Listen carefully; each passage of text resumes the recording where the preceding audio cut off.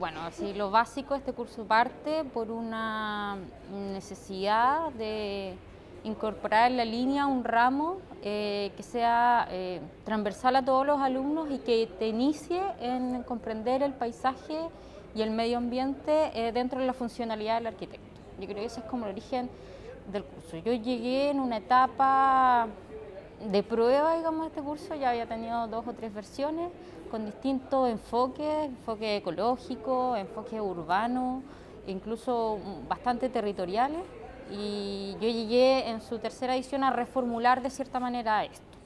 Cuando recién tuvimos las primeras reuniones o cuando nos entregaron el primer material, el curso venía como históricamente siendo desarrollado por ecólogas, lo que por supuesto tenía como una visión distinta respecto, o sea, eran temas similares a los que nosotros teníamos como una idea que se debían tocar, sin embargo las perspectivas eran súper distintas.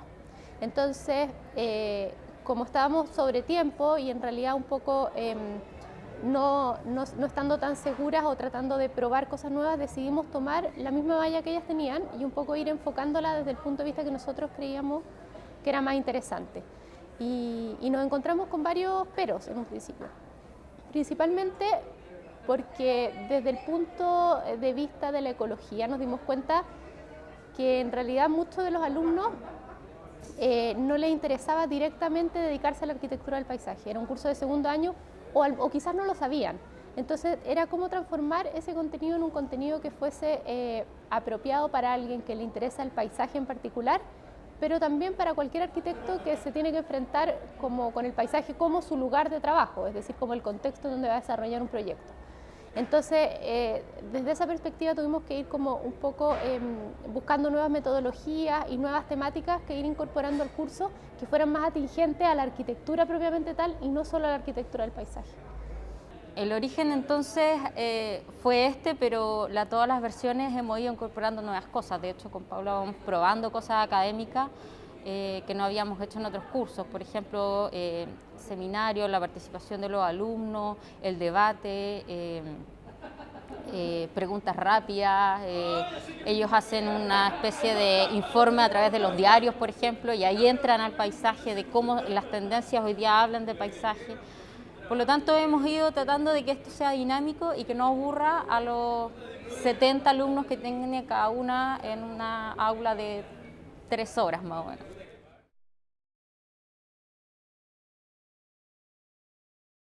Sí, los autores que hemos elegido son autores que han trascendido en el tiempo y de cierta manera no han sido de una época en particular, sino que han fundado teorías que hasta hoy en día se aplican. Uno de ellos es Olmsted, que en base al parque o en realidad al urbanismo y el paisaje o la administración de paisaje, que hoy en día son cosas que pareciera que las trabajáramos en el 2010, siendo que fueron hechas en 1800.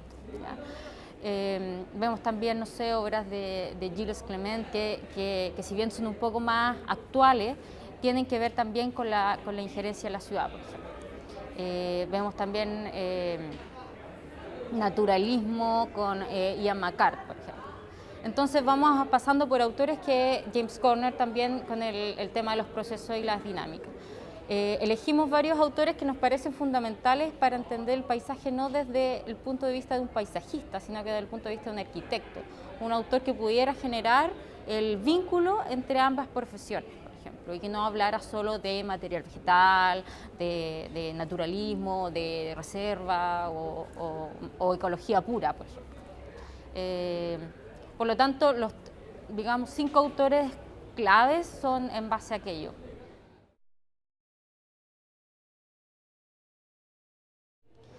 A ver, dado como la carga académica que tiene este curso y los 3 módulos que contamos, lo hemos distribuido mucho, siempre en aulas, en clases que nosotros dictamos alrededor de 1 hora y media, con talleres y otra sección que es el trabajo en terreno, ¿ya?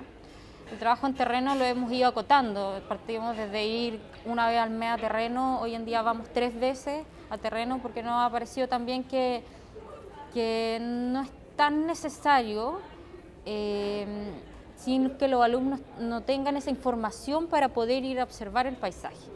Yo creo que eso es fundamental. Por lo tanto, tratamos de darle todo este marco teórico, presentarle proyectos de arquitectura asociados, presentar políticas públicas, por ejemplo, hacer un taller, debatir y luego ir a terreno. Nos ha parecido que eso ha sido mucho más fructífero que llevarlo así. Por lo tanto, el curso se forma o se estructura en 3 capítulos más o menos que condicen con este mismo sistema. La primera etapa del curso en general es como de definiciones conceptuales bastante básicas para poder entender qué es lo que es el paisaje, qué es lo que es el territorio, qué es lo que es el medio ambiente, en qué se acercan, en qué se alejan, cuáles son las definiciones de paisaje que tienen más que ver con la arquitectura o con un sentido más estético y también una mirada un poco desde la perspectiva más ecológica, que es como las definiciones más contemporáneas de paisaje, porque en el fondo el paisaje es un concepto que existe desde hace mucho tiempo, sin embargo, la ecología, que nace como a mediados del siglo pasado, como que viene a modificar un poco ese entendimiento. Después estudiamos algunos autores, la mayoría contemporáneos, pero no por una idea de que el curso tiene que estar al día, de mi perspectiva al menos, sino más bien porque no existe muchos autores que estén traducidos al español y tampoco existe como una bibliografía, es decir, como que el tema del paisaje sufrió desde el punto de vista académico como un periodo largo de negligencia anterior a lo que es como desde los 90 en adelante. Entonces en general estudiamos autores contemporáneos y después ya nos vamos como al estudio de caso. Y esto es como lo que nosotros tomamos más que nada como el estudio del sitio y que en realidad es donde creemos puede ser aplicado tanto a la arquitectura como a la arquitectura del paisaje. Cómo estudiar un sitio con las distintas variables que este presenta, topografía, hidrografía, vegetación, vientos, etc.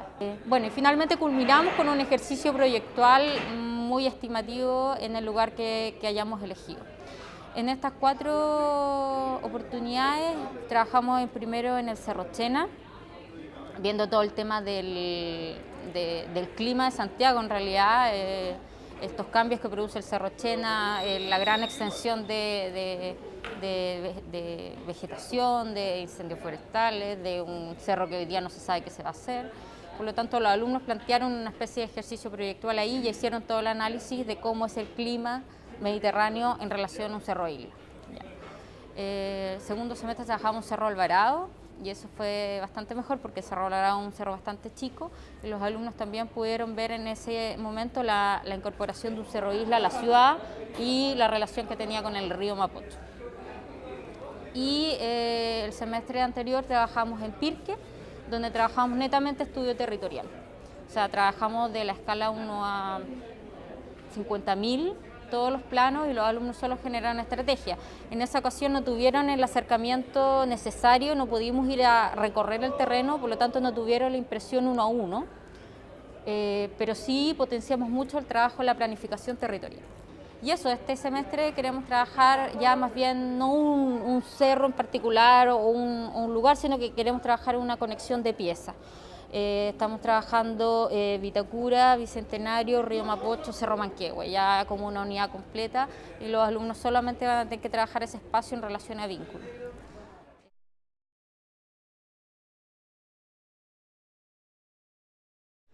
Bueno, en particular es súper personal porque la verdad es que yo también planteo el curso de mi visión de ver el paisaje. Yo creo que lo que yo le presento a los alumnos y lo que he tratado también de que ellos manejen, de las herramientas que manejan, ha tenido que ver mucho con la incidencia del clima mediterráneo en la zona central. O sea, como de reivindicar el paisaje de Chile en función de poder operar sobre él. Y sobre todo los casos que hemos elegido, porque los casos que hemos elegido para trabajar no ninguno está registrado. O sea, recién hoy existen muchas tesis sobre Cerro Isla o está el boom del río Mapocho, o recién hoy estamos descubriendo que tenemos potenciales en las afueras de Santiago o el vínculo que tiene el paisaje rural con las urbanizaciones. Pero yo creo que yo lo doy por sentado en este curso, o sea, a mí me gusta que los alumnos salgan manejando el contexto local, ¿ya? Si bien nosotros, como te comentaba, recurríamos a autores internacionales, esto siempre finalmente los tratamos de bajar a su aplicabilidad en Santiago y a la aplicabilidad de un proyecto de arquitectura. Y esto netamente, como te decía, tiene que ver con mi tesis de magíster y sobre mi manera de aplicar. O sea, hoy en día un criterio de sustentabilidad no permitiría generar parques de alta mantención o quizás con un diseño francesado o un diseño inglés. Hoy en día ya nadie quiere eso y los alumnos son materia dispuesta a lo que tú le puedas decir. Por lo tanto, si nosotros fomentamos eso de que conozcan las identidades locales, trabajen con los materiales disponibles en este clima, conozcan los criterios de sustentabilidad, ya para ellos la imagen de este paisaje o este nuevo paisaje en Chile va a ser súper evidente.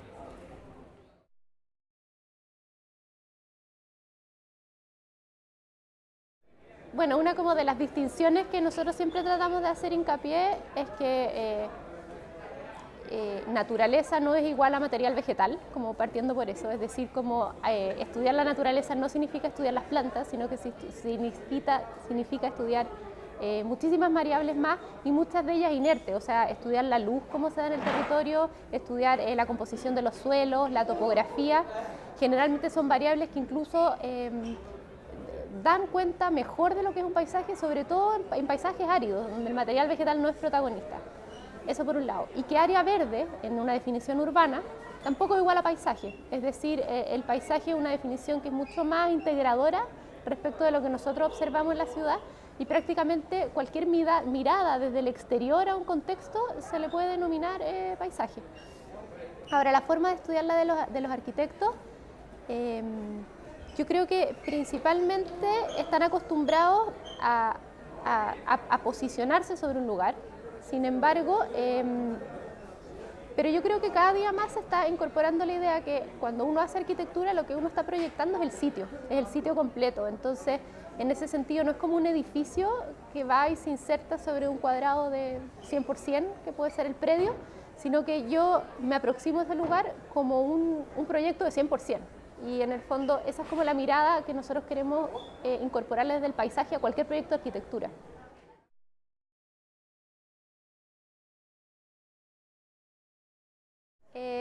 Sí, yo creo que como que el plan regulador está pensando, o la forma de hacer plan regulador está pensado por una ciudad menos compleja de lo que es hoy en día. Entonces, en realidad tiende a quedar como limitada respecto a definiciones, y en eso yo creo que a definiciones o a códigos de diseño, es decir, como pintar de verde sobre un papel un lugar, no está diciendo que ese lugar es bueno, es malo, es privado, es público, tiene árboles, no tiene árboles, sino que es súper generalista en términos como de proyecto, no es un proyecto. Entonces, yo sí creo que el plan regulador debiera tender, o la forma de regularizar, tender más, cada vez más a llevar como códigos de diseño implícitos. Eso por un lado, pero también hay un tema de definiciones y eso es como que ha ido de más a menos. Como de los descubrimientos de mi tesis en particular, tiene que ver con cómo la regulación o todos los elementos de planificación fueron históricamente definiendo las áreas verdes, entre comillas, dentro de la ciudad de Santiago. Y si, por ejemplo, en el plan de Vicuña Maquena teníamos un vocabulario de, no sé, 20 palabras, donde se hablaba de alamedas, plaza, parque, parque público, plaza aérea para definir el Cerro Santa Lucía, plaza representativa arquitectónica, que es el espacio que se le antecede a un edificio para poder observarlo. Es como que en el de Brunner fueron a tender a ir menos hasta que en el plan del 60, en el PRI del 60, todo queda como aunado bajo el concepto de área verde. Y finalmente, nombrar un paisaje es como imprimirle un carácter. Entonces, en realidad, sí es importante poder como ser más específico en las definiciones que le estamos dando a estos espacios que son tan disímiles entre sí para poder regularlo. Y después de eso, por supuesto, además incorporarle algo como que sea más específico en cuanto a cómo se diseñan y que no sea simplemente como pintar de un color sobre el papel.